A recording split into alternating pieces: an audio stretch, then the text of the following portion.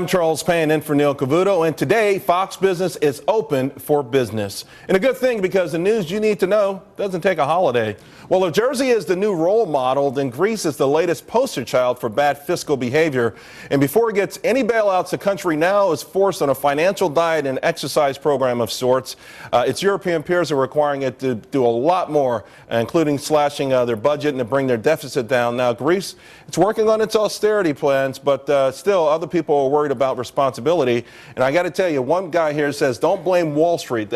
John Thomas Financial CEO Tom Belesis says, there was an article, John, in the New York Times. Sure. That sort of suggested that all of this is, again, another example of Wall Street. Somehow Wall Street helped Greece, through some fancy footwork, cover up their deficits. Well, again, thank you, Charles, for having me on today. I can only tell you this is a serious situation that I've been monitoring very closely. It's very close to heart. My parents migrated from Greece at a very young age. I still have a lot of family there now, still in Greece. That is being mostly every week. My father, mother, probably every few days. And right now, everyone is very concerned with what's going on. But Wall Street is not to blame for Greece's economic crisis. America is not to blame. Greece's government is to blame for their fiscal irresponsibility. They failed their people. Well, no one else. How'd they fail their people, though? They've had the socialist government in there for a long time.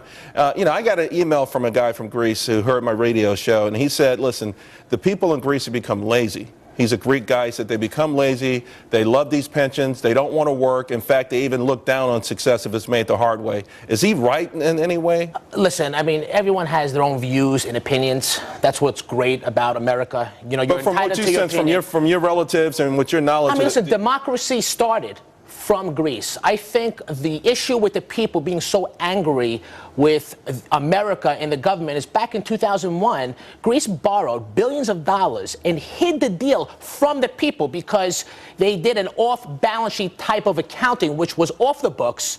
So now that all the debt has mounted and they can't pay for it, now Greece's people is to pay for it. So now they're very upset with that, and that's why you see all the protests out there. But Tom, this is what someone in the Greek government may argue. Listen, the people want these lavish pension funds. They want to retire at 47 years old. They want it all. We had to go out and do something so we can appease them. So is it really their fault, or is it the fault of people who want unrealistic things, who want to retire at the earliest ages, of anybody in the world almost? At some point, the people there aren't going to have to come to grips with the fact that they just can't have it the way they've had it the last couple decades. Charles, I agree with you very much. I can only tell you that through hard work, old traditional values of being there, getting up in the morning, resourcefulness is the only way to get back on track with an economy. Unfortunately, Greece now is mounted with all this debt.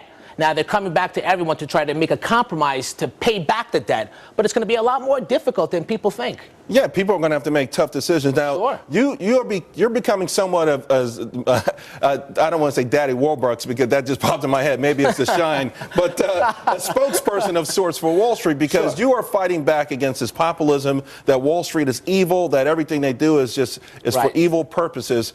This whole new thing now with the New York Times and others saying that Greece's problems can be traced to Wall Street.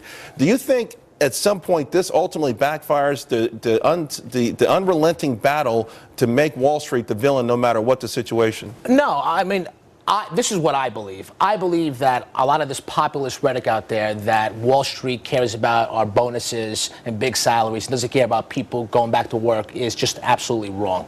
Wall Street was never about, debt instruments that you could leverage 80-1. That's not what Wall Street's about. Wall Street has always been about wealth creation, not wealth destruction. Capital formation, Charles, let's talk about that, has always been the segue to creating millions of jobs in America. Innovation. People forget to realize that. Look at all the innovation that's taken part over the last 2 decades. Like collateralized debt obligations and credit default swaps. No, the birth of the internet, right? The proliferation of the cell phone, personal computers in every household. People fail to forget that because now we're so bogged down with these debt instruments that a few banks put together that flooded the universe that really put people in a bad situation. And it's unfortunate. No, what I like about you, Tom, you give it straight. You're not, one side or the other. Really appreciate it.